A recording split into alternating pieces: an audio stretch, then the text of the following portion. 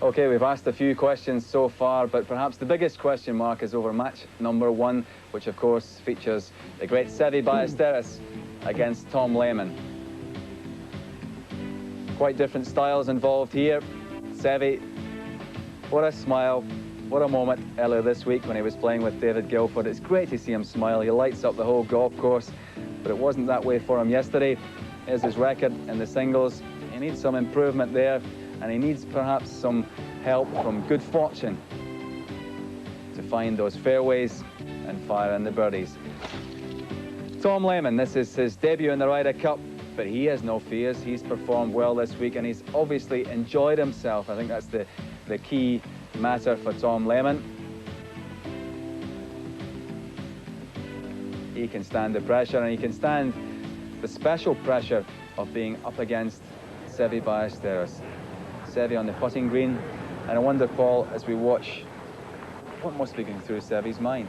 I really don't know, David. It's, I mean, obviously his game's in bits at the moment. He's not played well at all. It'd be a brave man to actually tip Sevi to win his game today, but who knows? You know, we saw some magic from him in the first day's 4-ball playing with David Guilford. You know, he hit the ball all over the place. I mean, he was just on a different course all the way around, and he just made some incredible pars. I'd love to tip Sevi, but the way he's playing, I'd just have to go with Lehman. Larry, is the key element really not so much luck, but certainly a bit of good fortune for Sevi and how the ball lies, or, you know, the gaps and trees, because he's going to need that the way he's driving the ball? Well, I think you're right. He will need to catch some good lies, but, you know, you never know. Sevi's such a great player. He may be able to raise his game today. I think the key thing for Lehman is to just stay focused and play his game, because, you know, Sevi can affect you out there, and you have to actually probably not even watch Sevi, not even look at him. Play your game and stay really focused. It's going to be a good match and a great experience for Tom, one way or another. Okay, Sevi headed for the first tee for his match with Tom Lehmann. Beautiful pictures from Oak Hill Country Club. The autumn colours, the sunshine, huge crowds, 25,000 out there today. We are proud to be bringing you these pictures live on Sky Sports. The 1995 Ryder Cup moves towards a thrilling climax, and you'll see every step of the way here and what an emotional day it's going to be. Just listen to the reception. They just love him.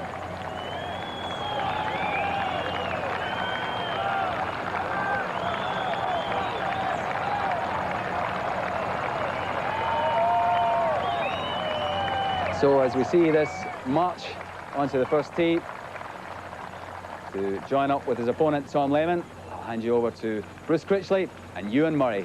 Thank you very much, David. Good morning from Rochester. Good afternoon, everyone, and many thanks for that very interesting couple of hours.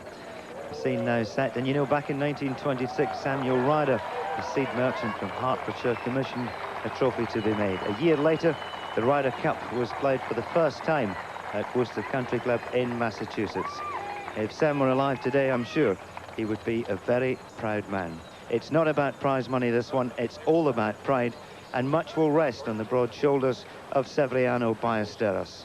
His game is in tatters, but he has the heart of a lion and the courage of a warrior. The question is, will that be enough? 9 for the Americans, 7 for the Europeans. Biostatus, one would think, has to get something out of the top match against the American Tom Lehmann. We're in for a thrilling day. It's live and exclusive here on Sky Sports, and it really is a fabulous morning. It's a little cold at the minute, some 52 degrees, but no wind. You can see bright sunshine, and the galleries lining this first hole full of anticipation. So we'll look at the pairings. There's the first match. Howard Clark will go out in the second against Peter Jacobsen, Mark James and Jeff Maggott. So there's a lot of experience there in the European side. Then Ian Woosnam, who played against Fred Couples at the Belfry just a couple of years ago, and Rocker against Love. Well, that all happens again here at Oak Hill.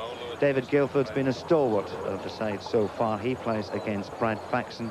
And then maybe a crucial part of the team, Colin Montgomery against Ben Crenshaw, Faldo against Curtis Strange. And I wouldn't like to be playing Faldo today after the way he played the last 5 holes yesterday afternoon. Sam Torrance at the peak of his career against Lauren Roberts, who's proved to be a thorn in the European side. Bernhard Langer against Corey Pavin. Philip Walton had a titanic struggle, his first taste of Ryder Rumble. He plays against Jay Haas. And then the two college kids, the youngsters who were over here in America together, well, that's thrown up a brilliant final match. Ulrich Johansen against Phil Mickelson. Well, Ken Brown and Larry Mize are going to be with the top match. Larry on his way down to the first tee, but already there is our very own Brownie. What a morning, what a day in prospect, Ken. Absolutely beautiful. The whole of this fairway is lined by people 10 deep. Electric atmosphere. Seve's on the first tee, and something he always does, Seve, he always comes to the tee second, particularly in the Ryder Cup matches. I think a little bit of psychological warfare there. He never comes to the tee first. And this is a very important match for the European side. The first three matches, I think we've got to get something out of them. And if they can get off to a good start and put a bit of pressure on the American side, we've still got some sort of a chance, but they are absolutely vital. Very good, Ken. Well, sitting alongside me, as always, of course, is Bruce Crutchley. He's seen a few Ryder Cups in his time. How can you see this day going today, Bruce? Well, of course, the great thing is, and the great fun of it all is, we have no idea how it's going to go. I've got one little word of advice for those of you out there watching. I would, you saw all the pairings there. It would be a good idea to get hold of a piece of paper and a pencil. List down the who's playing who and in what order. Make 18 separate holes and just keep your own score. Keep you fully up to date on what the current state of the matches is. But if you want to watch the ebb and flow and remind yourself of the ebb and flow of the game, then that's the best way to do it. Keep your own score throughout the afternoon. Very good, Bruce. His Royal Highness Prince Andrew, the Duke of York, there has been a very interested spectator over the last 3 days. Keen golfer himself, and I'm sure he will have learned a lot about the game in these last 3 days. September the 22nd to the 24th, we told you, all the way through the year, and we promised you full coverage, and that's exactly what we have for you. Welcome to the final day, 31st Ryder Cup match in Europe and the United States. This is singles match number 1. Representing Europe, Sevi Biostatus.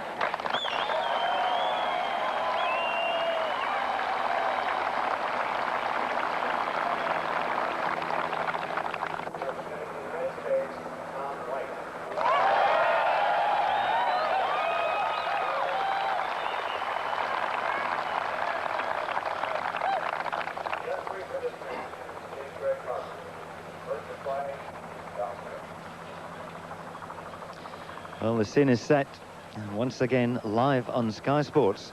Here we go.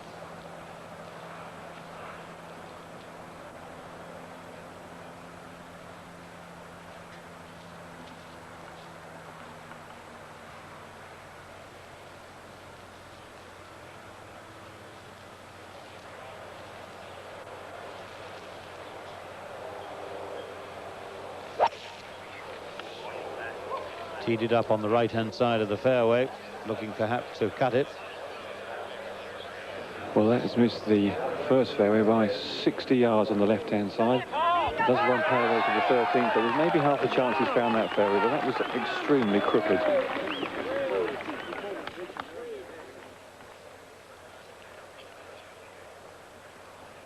First player for the American side, Tom Lehmann, who has had his success in golf a little later on in life, his first tournament victory at the age of 34. That was at Muirfield Village. Big test for him today.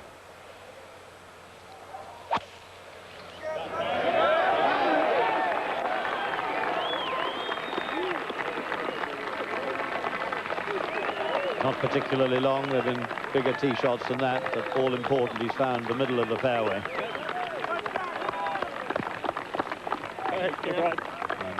Sadly, there can be no real surprise about Seve's tee shot, but he will be very difficult to play against today. Provided he gets a reasonable break of luck, then he might be extremely awkward because you have no talent, no rhythm to feed off. Well, the first balls have been struck in the singles. Sadly for Seve, he's not on the right fairway. Over there on the practice ground, Costantino Rocca. He'll certainly remember September the 23rd. 2 wonderful victories yesterday and a hole-in-one to boot. Clear skies, you can see, a little cold, but the sunshine will come through and it will warm up. The action will certainly be hot. It's live on Sky Sport.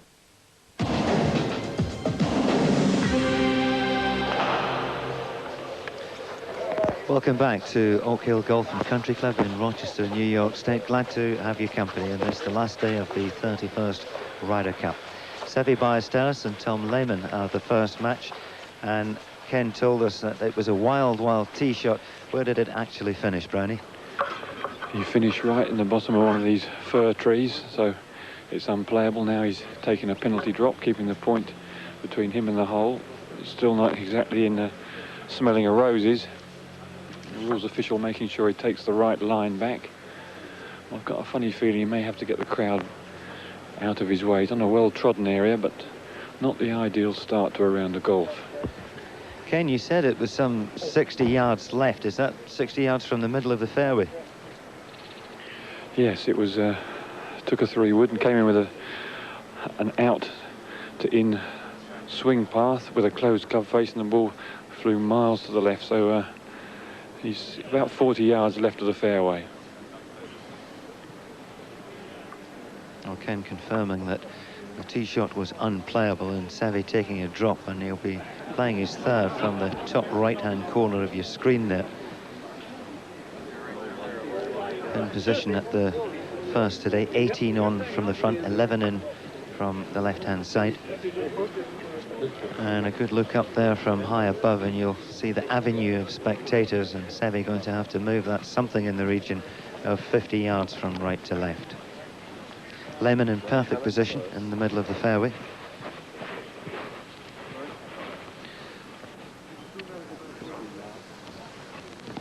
Straight ahead of him through that avenue is the second tee. That hole wanders up out of the top left-hand corner of your screen, up the hill, and been playing somewhere in the region of a drive and an 8-iron. But the real worry for Biostatus is hitting the fairways, because this is not a golf course you can escape from.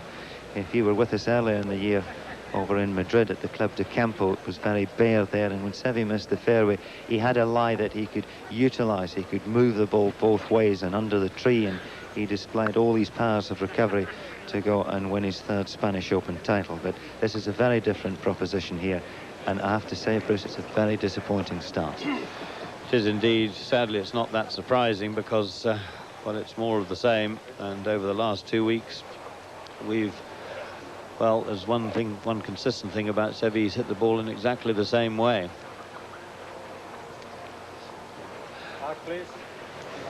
Well, they're back behind them on the first tee. They'll go off at 12-minute intervals from 9:15 through to 11:27. And the camera pulls up back into the sky here at Rochester to show you what's in front of Biostatus, and I have to say it's not very appetizing. See, you're dead right, Ewans. He's still got some 200 yards to the front of the green. Trying to get the gallery back on the left-hand side to just have some perspective of exactly where the flag is. He's got a fairly clear shot and a reasonable lie, so he's got half a chance of getting the ball somewhere in the area of the green.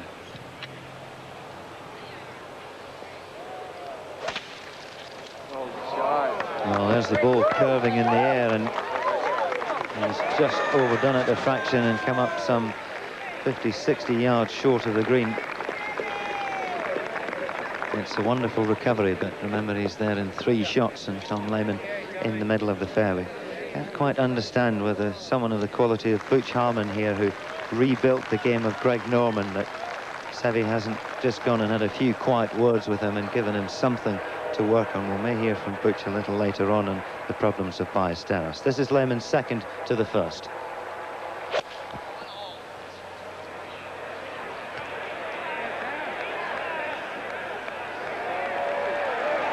And that's all he had to do. Lovely shot. Nothing dramatic, nothing flamboyant. He's not that sort of player. And 2 putts will surely give him a 1-up lead. Howard Clark has seen plenty of Ryder Cup action over what's being a glittering professional career. Went through a slump in 1990 and 91 when he tried to change his game around, but he's such a natural player, and with the help of Gavin Christie, Mark James's coach, he's now very much back on track. Smiling for the pictures, but inside the tum there, a few butterflies and the adrenaline rushing through the veins, and the hands just ever so slightly damp. Just a wonderful occasion. There's the way they'll set out. Biostatus already on the course. Howard Clark about to start his singles match against Peter Jacobsen. Mark James in the third match against Jeff Mackett, and Fred Couples will play the Welsh wizard Ian Woosnam. Ian Woosnam, of course, Bernard Gallagher's choice after Jose Maria Olazabal had to drop out through injury. Costantino Rocca and Davis Love, that should be a very interesting pairing. But our strength, I feel, is in the middle of our team. There's Ian Woosnam putting the finishing touches on this magnificent range here at Oak Hill. And he's been working hard this week with the man just outside your picture there, Bill Ferguson, who's helped Colin Montgomery to be the European #1 for the last 2 years, and who knows, he may be able to make it a hat-trick. Long shadows, clear skies. Mark James has spent some time on the practice putting green, just trying to get some feel into his hands. Pretty happy with his long game.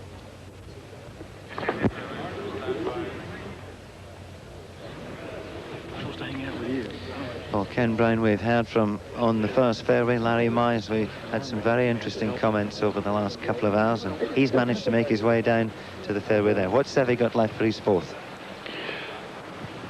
Larry's just joining me. Tricky little shot he's left himself with here, Larry. Yeah, it really is. But if you've got somebody to play it, Seve is the one, and he's hit a great shot up there for definitely a certain 4 for Seve. That, of course, was Seve's fourth shot. Larry doesn't realise it had a penalty drop.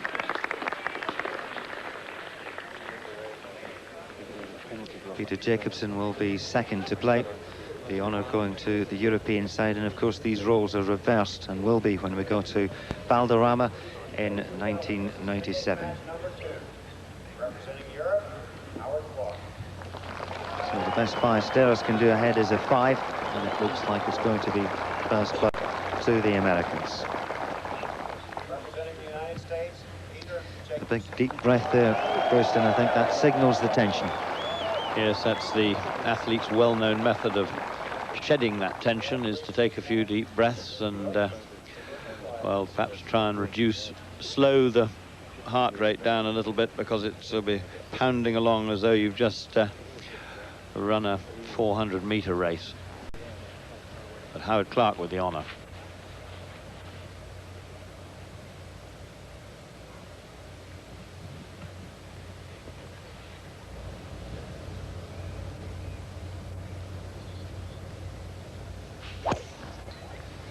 Players so nervous at this stage that it's the one time that you have to trust your swing, and Howard Clark's done that beautifully. Fine tee shot.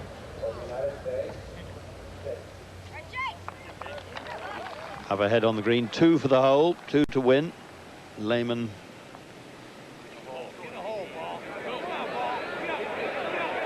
And that's all he needed to do. That will be conceded, so the United States go 1 up.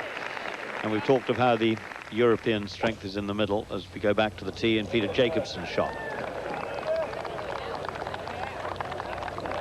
And that's got a good skip forward. And it's okay. It's in the first cut of semi-rough.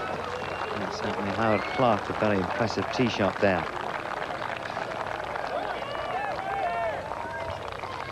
First blood to the Americans. A 4 good enough for Tom Lehmann to win the whole. Sevi Biostatus with a penalty drop after a wild tee shot. The overall score, Europe 7, the United States 9, and the United States needing 5 points to retain the trophy, 5.5 to win it.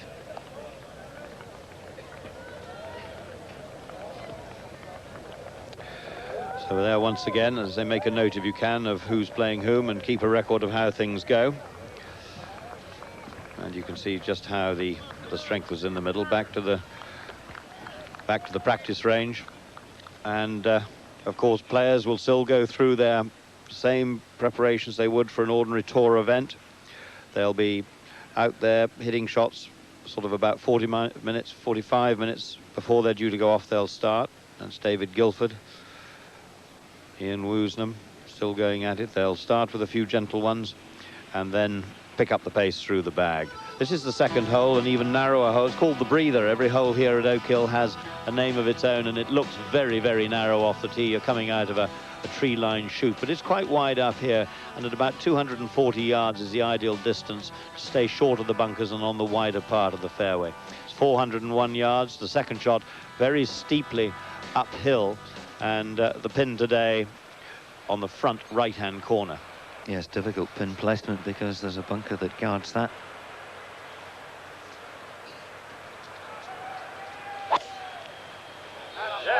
And Lehmann sweeps beautiful tee shot away down the right-hand side with a draw. And you can see just how bright today it is, a clear, crisp autumn morning. There's the flag Bruce was talking about in the shadows of the huge oak trees that surround this golf course, surround every fairway. And you wouldn't fancy Seve's chances of hitting this fairway after that wild tee shot at the first. 2 games he's played this week and he's missed this fairway on the right-hand side. There's a bunker up there.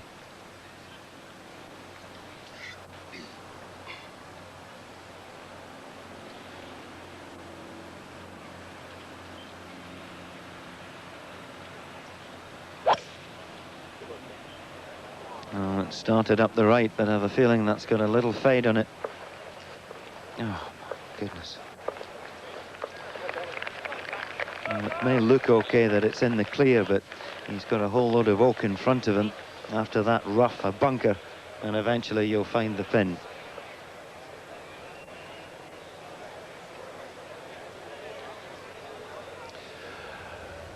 Yes, I agree with you, Ewan. It's extraordinary that he hasn't had a word, because there's plenty. There's Butch Harmon, there's Colin Montgomery's man, Bill Ferguson. We'll go back to the second fairway, and the light rough on the left-hand side, the wrong side really, with the pin cut over the left-hand side of the green. That tree that peeks out there is far enough away not to really bother. He'll be up and over that.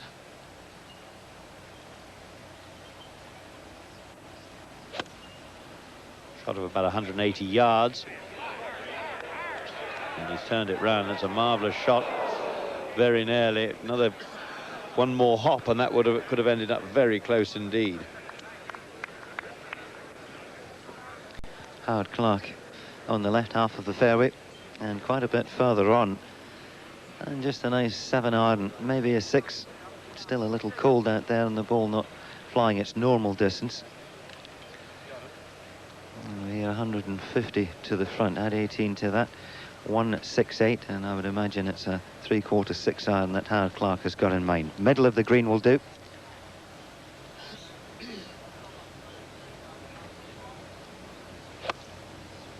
And you see the shortened swing there, not going with a hard 7, keeping it down, just punching it forward. And very similar to where Tom Lehmann was, a little short of that, but he'll be able to get the putter on the third shot. And Peter Jacobson left with a fairly difficult little chip out of thick rough, which at this stage of the day is still a little damp. Well, Seve is in real trouble. 1 down, he's off the second fairway, but who knows, he might produce something special. He's done it before. He had 148 yards to the front of the green and really had no shot to really get on the putting surface, so he did well to get where he has, but now he's left himself a devilish little shot over this pot bunker. 8 yards of junk to go, and then only 5 yards of green to work with. It's a very difficult situation. Recorded a few moments ago the second shot of Tom Lehmann from the perfect position.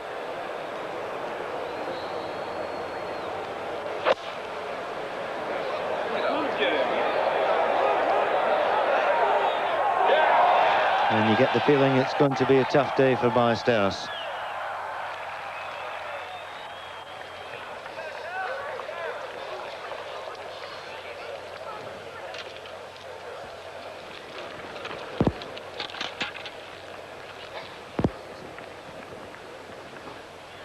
Larry, what sort of options have he got here?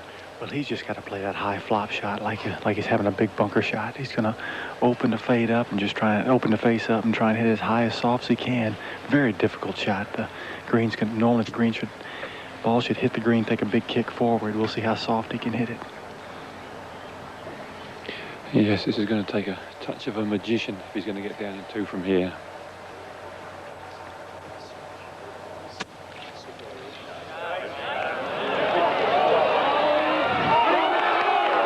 I don't believe it, and what you won't even believe is Ewan sitting next door to me said he's going to pop this in, you know. How did you know, Ewan? That really was quite an astonishing job. He has an ability to produce whatever is needed, and that's an astonishing 3 from Biostatus. And good news, David Livingston's filled in my CB, and I will be Mystic Meg, I think, by the by the end of the season. You heard the way Larry Mize described the shot, and he had a lot of knee action there just to ease the club under the ball, and it went in rather like a 6-inch putt. And you have to believe that Biostatus is supernatural. That is incredible that he can be level par after these 2 tee shots. Yes, and something like that happening early on will do wonders for his belief that it could be his day. I've admired the way he's gone out. Any other normal human being would have just walked away and hidden the way he's been playing golf. Not Seve. He wants to be playing in every match and believes he should be.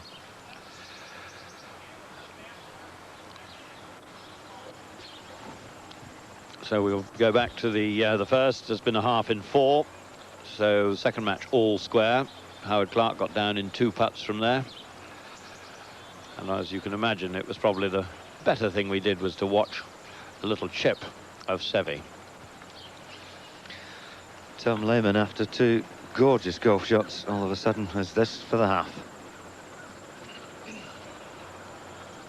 Swing from the right, across the green, difficult through the shadows. Shadows interrupted by some sparkling sunlight.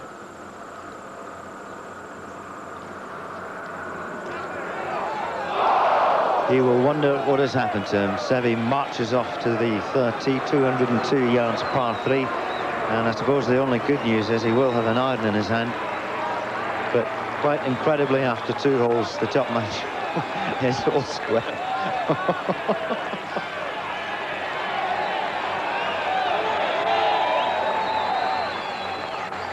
And it certainly is. It's a measure of the man's self-belief. Back on the tee, first, 3rd match, Jeff Maggott.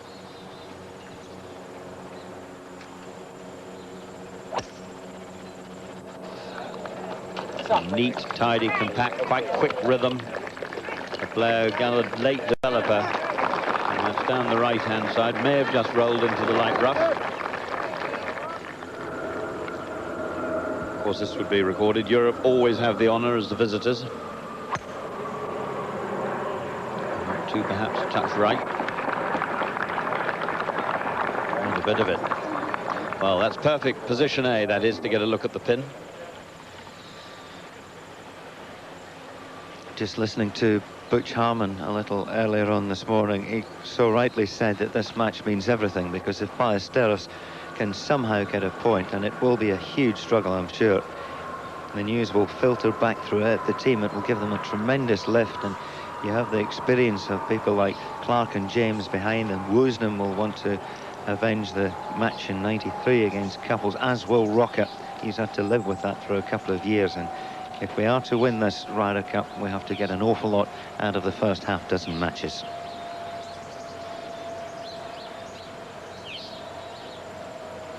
Six inches taller after the second.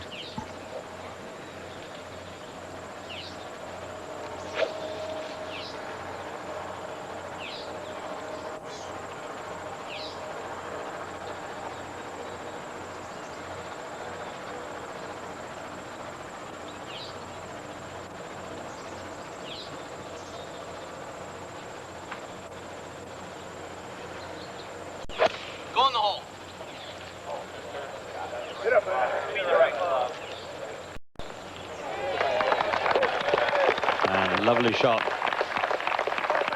I'm just going to move back. I thought he'd move a bit back towards the pin, and it's beneficial to Seve that's gone down. It makes for an easier putt. And I'm surprised in a way that he doesn't actually leave the wooden clubs in the bag, such as his short game. Even at some of the longer par 4s, if he was short in 2, his short game could get there if he'd just keep the ball in play with anything.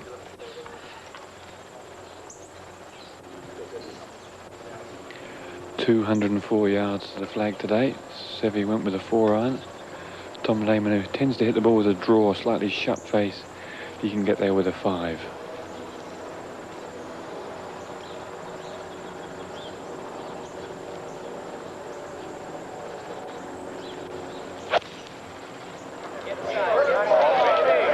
Heading to the centre of the green. Is it far enough?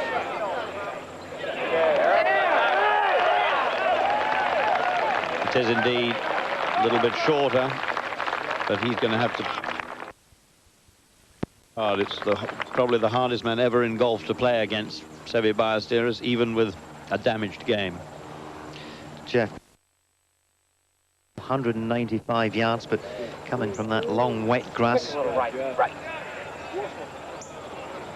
And rather like Jacobsen coming up short left, but that one's found sand.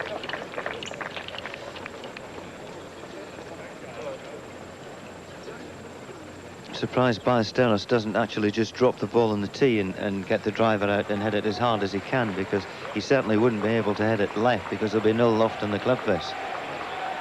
That's certainly another solution. This is a look back down the second match. Howard Clark, Peter Jacobsen. Good half in 4. Found the fairway, found the green, Howard Clark.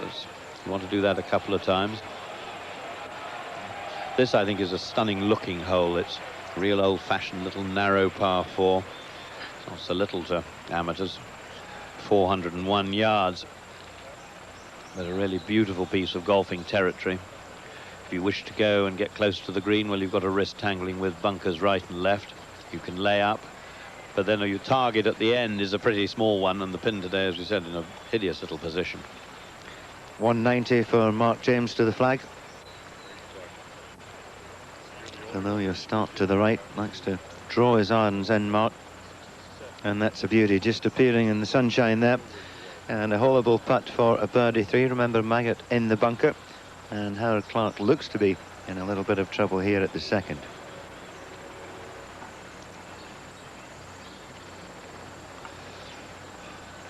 See the spectators wrapped up against the elements. It really is the most gorgeous autumn morning, but it is cold, and Paul Broadhurst, no doubt, down there with the waterproof suit on. Well, down here on the second fairway, Howard Clark hit a 2-iron off the tee, and he's just tugged it away to the left-hand side. He's left himself a long second shot, 171. Not a great lie, but he's going with it with a big 7-iron.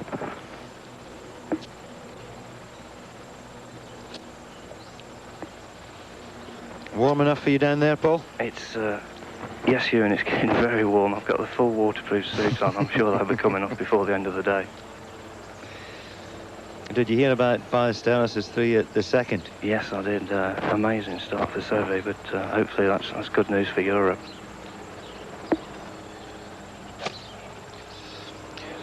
And the speed and the heave that Clark gave that showed just how bad a lie he found.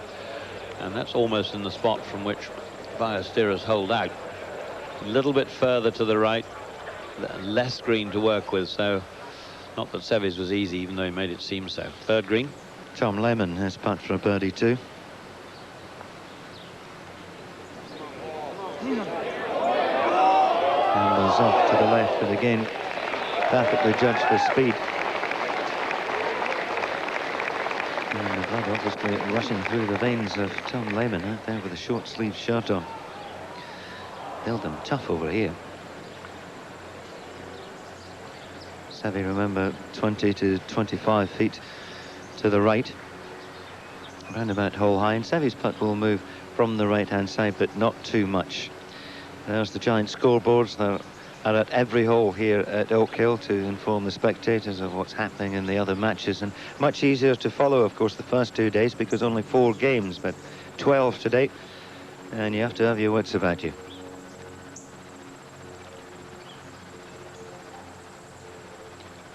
Second shot of the second, Jacobsen, 1-5-2 with a little 7-iron, and it's too little, too soft. And rather like he did at the first, that's just got caught up in front. Very difficult spot he's in now.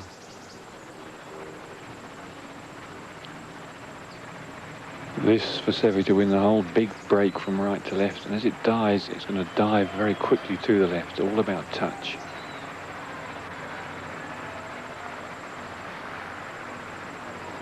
running at the hole.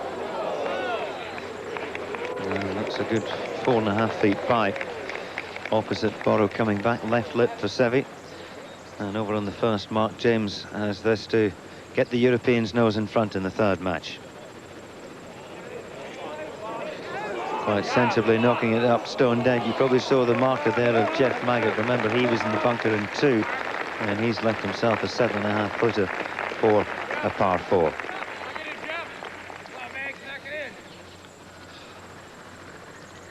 Biostatus hasn't lost his honour. The honour. But the great thing is this is a straight up the hill putt.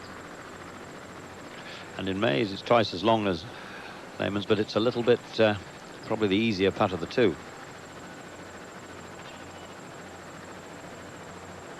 No problem with that, and no concession.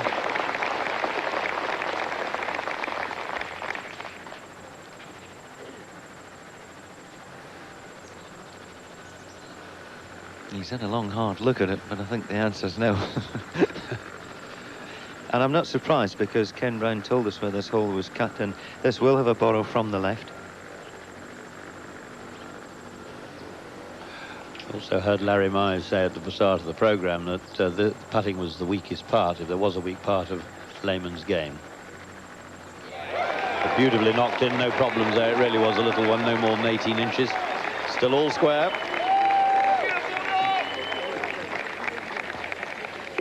All square after 3 holes by Biostatus and Lehmann. But remember, Howard Clark in a bit of trouble at the second, and Jeff Maggott has a lengthy putt on the first green. This is it to half the hole with Mark James.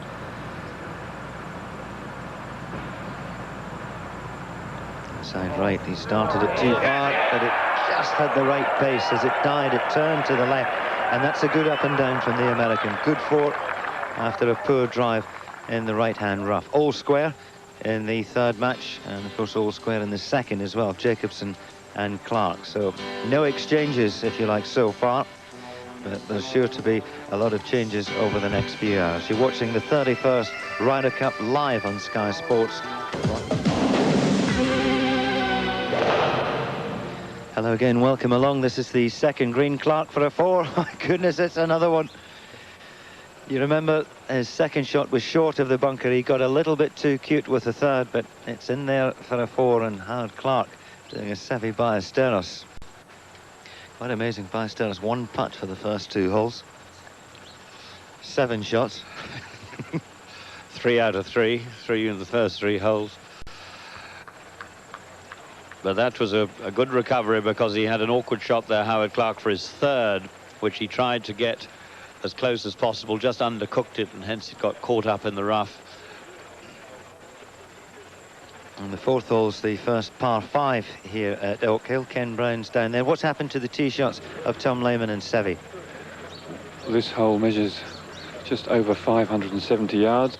Seve's tee shot's done 70 of it. He pulled it straight left off the tee, went back towards him, and so he's got a long way to go on this. He's got a good lie, and he's got a wood, so he can still perhaps get out for 3, but not a great tee shot.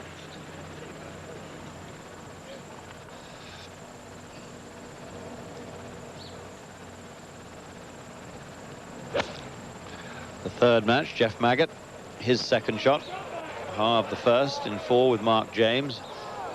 Nearly a very good one, but just off the fringe of the grass, of the edge in deep rough, so might have a problem there. Back to the first.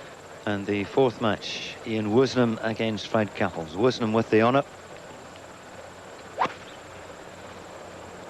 Starts that one high down the right centre. Will it hang on to the fairway? Maybe not. I think that's gone into the second cut of rough. Now Mark James.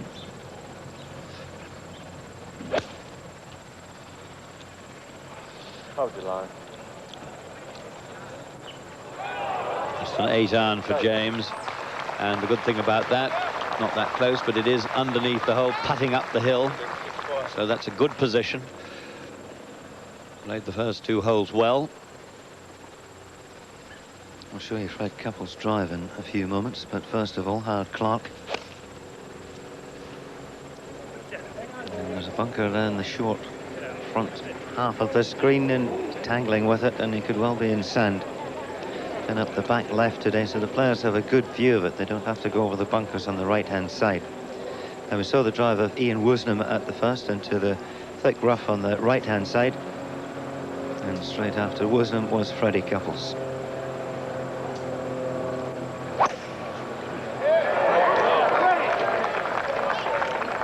Fred Couples down the left side, going with the driver, has used a 3-wood a couple of times for safety, but hits the observer in the back and probably saves him from going up against the tree just in front of him. Now he has to maneuver around the tree.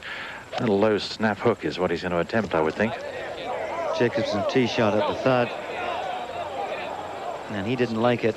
The line was okay, but I didn't think he got all of the ball on the club face, but that's okay. He's got a straightforward chip and run up the third green.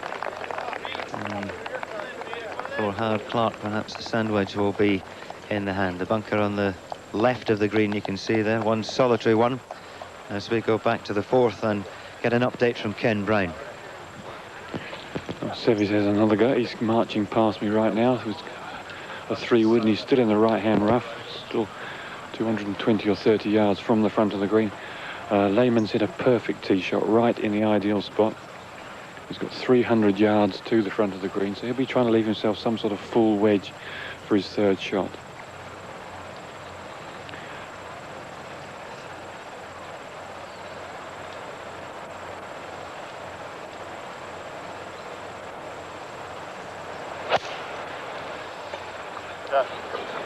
Starts it away out to the right-hand side, draws it back a touch and keeps it in play, and well, he really has got to concentrate on his own game and not get drawn into a sort of, rather like a boxer versus a fighter, and not get drawn into a fight, just continue to play to his own strengths and skill. In position at the fourth, you can see there over on the right quarter of the green today. And it's 14 on from the front, but they don't have 14 yards from that bunker from a straight line in the middle of the fairway. Ian Woosnam's tee shot carried into the gallery, just dropped down into a muddy area. He was entitled to relief from there. He's moved it 2 or 3 yards closer to the fairway, improved his line to the green. He still has the tree interfering in his shot, but he's got a long way to go. 204 yards to the pin, but fortunate to be in the downtrodden rough.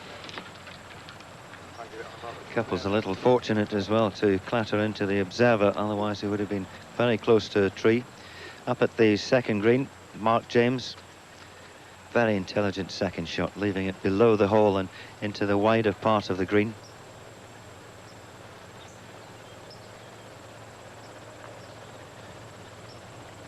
It's running right at it. Brilliant putt from Mark James, and he needed that because Jeff Maggott played a superb third shot within 2 or 3 feet of the hole, so he was going to make a 4. James knew that, and Europe won up in the third match.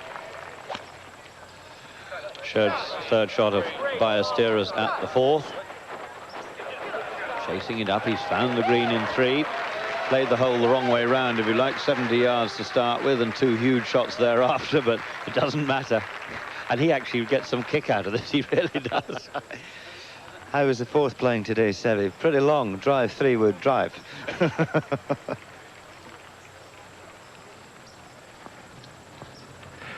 Fred Couples, 146 yards only to the front, 164 to the pin, but it's really, can he maneuver it from a downhill lie in the rough, bring it low around the tree that's just about 5 yards in front of him, into the left-hand pin. Of course, he can't put anything past Couples. This will really test him.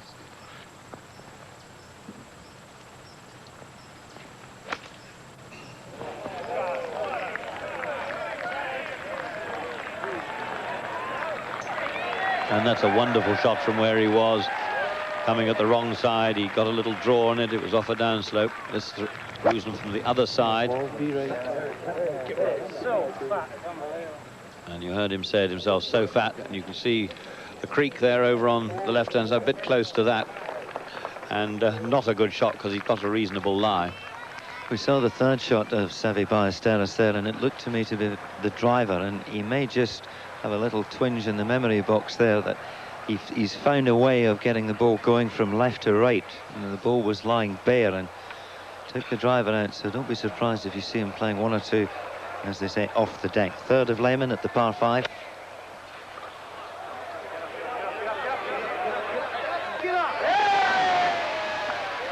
Well, lucky and unlucky.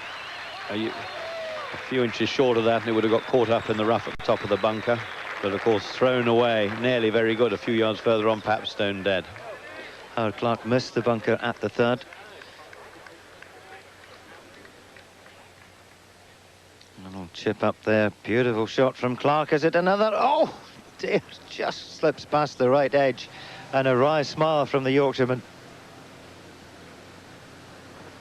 Peter Jacobson on the third green, just holding out for a half. Howard Clark once again almost chipped in there. Both players missed the green, but both players played good recoveries and whole half in 3. Match all square. It's the second match. Howard Clark and Jacobson all square in the top one. Sevi Biostatus against Tom Lehmann, and Mark James with that lovely birdie at the second hole means that Europe's 1 up in the third. But Woosnam in trouble at the first. Fred Couples a terrific recovery shot as described by Peter Oosterhuis. And Mark James has now made his way to the third tee.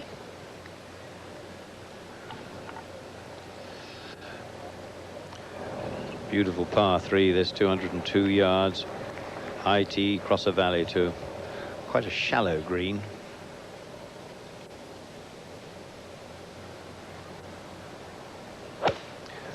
Four iron for these players.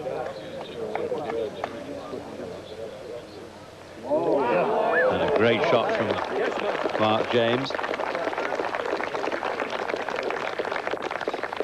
Would have preferred to be that distance short and right of the pin. Never mind.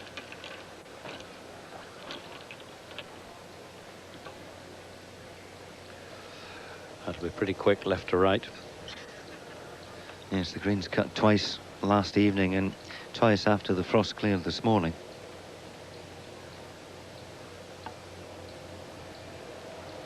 They wanted them at 11.5 on the stimp meter, and they've managed to achieve speeds of a little quicker than that.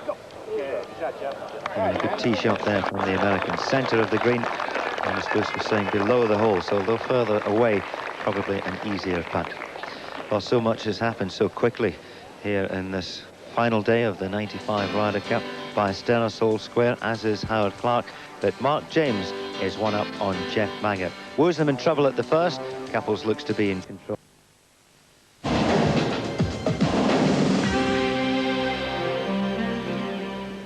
Ian Woosnam and Fred Couples, you saw a little earlier. Woosnam in trouble off the tee, short with his second shot, didn't manage to get down in 2, and Fred Couples has gone 1 up. This is the 4th green, and Sevi Biostatus somehow is all square, and if he knocks this one in, he'll remain exactly the same.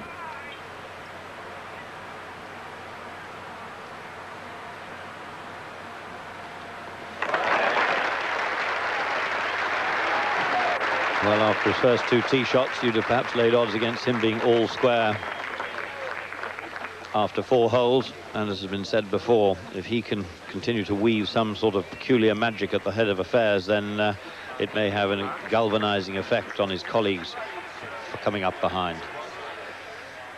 So the board there, everything even at the moment. 3rd green, Maggott for a 2.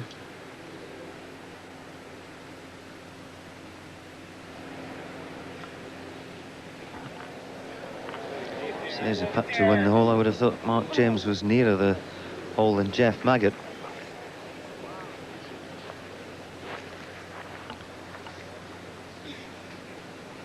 Fifth match just about to go. Costantino Rocca against Davis Love III.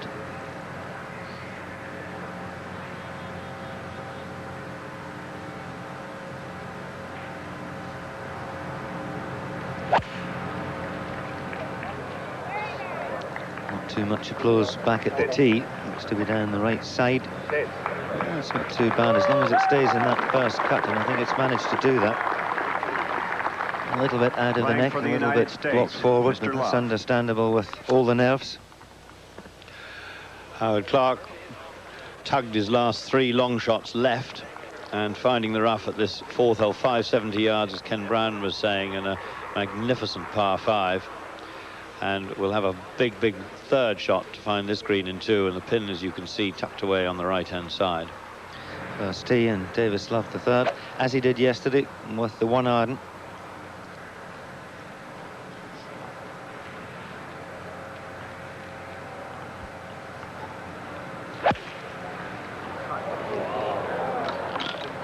And not too much applause behind the tee either, and that's why.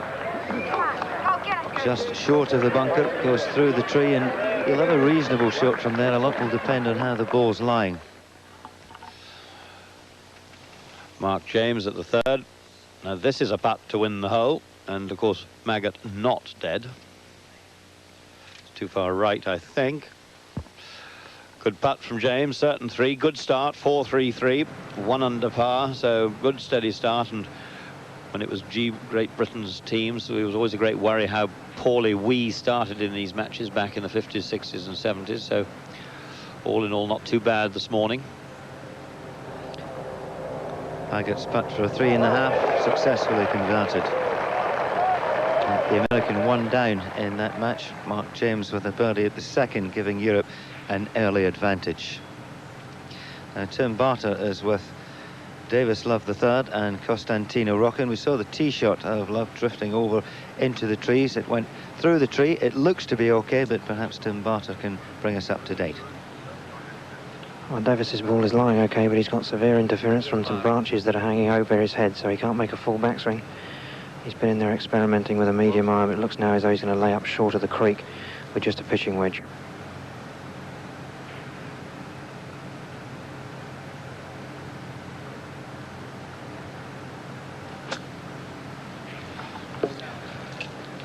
That's when Allen's Creek comes into its own.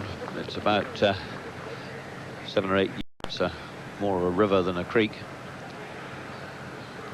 And that's all you can do. You really must be, if you're going to err on either side of this opening hole, it must be on the right-hand side. You then have a far better chance of things. This is the third shot of Howard Clark at the fourth.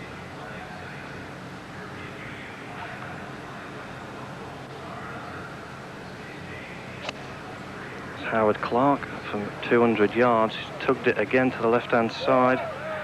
He's just trickled into the trap left.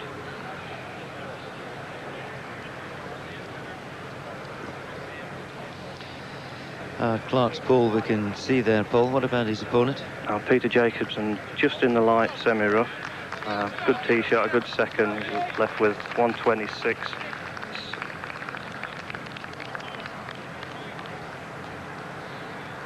126 yards for Jacobson.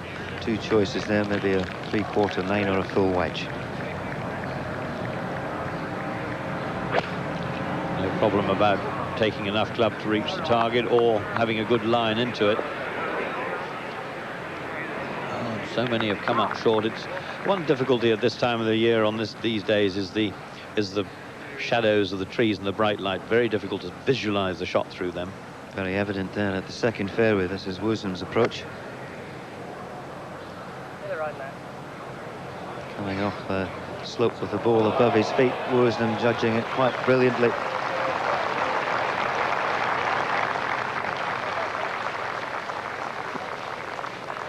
Just look at the galleries. Atmosphere unbelievable. It's the Ryder Cup that provides this. It's the only event that you get this feeling as we go back to the first. Tim, how far's Davis Love got for his third? 127 yards, just pushing in a pitching wedge.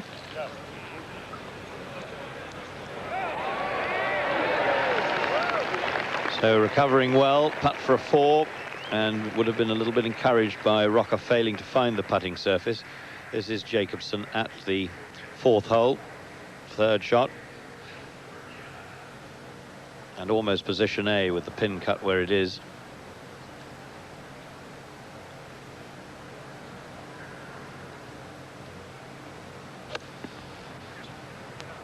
As Paul said, 126 yards to go. And that's exactly how far he's hit it. Great shot. One thing to be able to have a look at it and see it. It's another to do it. So advantage America in this game at this hole, but Howard Clark, someone like Sevi Biostatus, limiting himself to no more than 1 putt per green or less. Couple second to the second. got a good look at the flag because the tee shot is down the left-hand side. And coming up a little shy of the pin, not too far away from where Mark James was. Both players with birdie putts there. Fifth hole, and surprise, surprise, Seve off the fairway, Ken. He's gone right this time. We've had a left, a right, a left and a right. And he's got all sorts of trouble here. What are his options, do you think, Larry? Well, to me, you know, it's left or right. And Ken, I like your option of playing out here into the 7th fairway and giving you a good angle into the pin. But from the way he's looking, he does not look at anything but figuring how to get on that green. Yes, it's high adventure. This hole, of course, called Double Trouble. It's where Tom Kite lost the US Open, took a 7 here, all sorts of problems. And really, I don't know what his options are. He's got some big willow trees in front of him. They must be 75, 80 feet high. I can't believe he can get it over those and onto the putting surface, but who knows with this fellow? He's got a clod of mud on his ball. Not much going for it.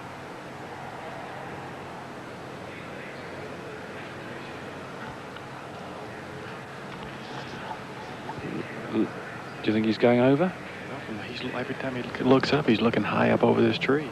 I think he's going to take a lofted club and try to hit a high shot over the tree, maybe with a little hook on it, and hope for the best. This will be unbelievable if he gets it on the green. Plenty of loft in the club face.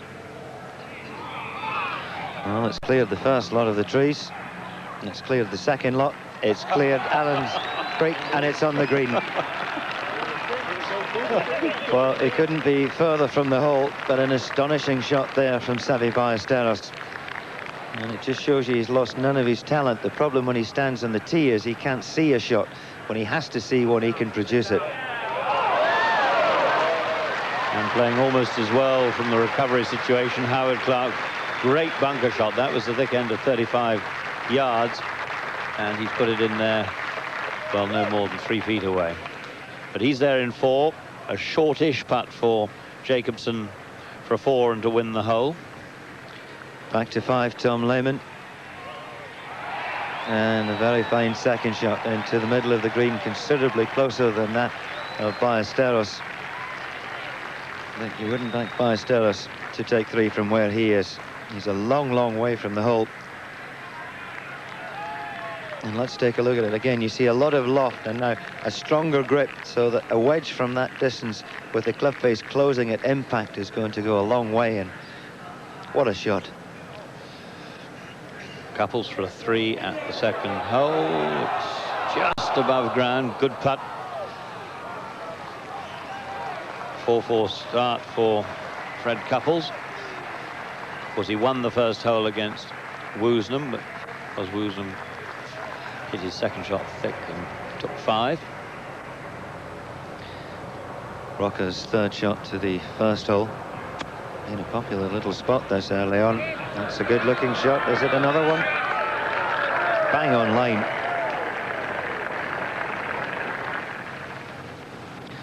Davis Love the third with a lengthy par putt on the first. Couples has already made his 4 at the second.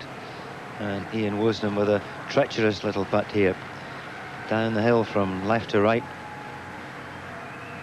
And he'll need to start this at least 3 feet left of the hole. It's extremely quick.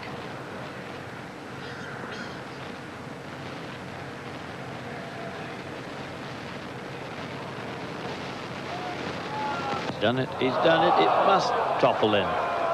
Beautiful putt. Never mind. That was a much better hole he played there. Found the fairway off the tee. Popped it on the green. Putt for a 3. He'll stay 1 down, but that's okay. There's of course a repeat of the match they had a couple of years ago, finished all square. Just look how Couples' ball went up to the edge of the hole there too, so half a ton from either player. Back on the first tee, David Guilford, warm applause for his opening tee shot, and that's the reason why. Centre of the fairway.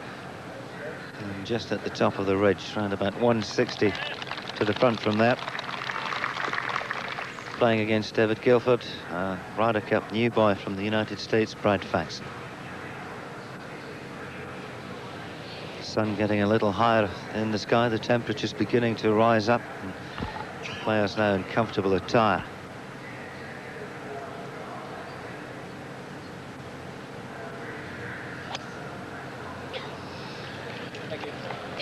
slightly old-fashioned swing, Faxon's. It's one I quite like, particularly as I'm a European, when he does that with it. And very quick, the nerves going just a 3-wood off the tee, but away into the woods on the left. Over at the 4th hole, we saw the 3rd shot from 126 yards of Peter Jacobsen. Left to right putt for a birdie 4, and this to win the hole.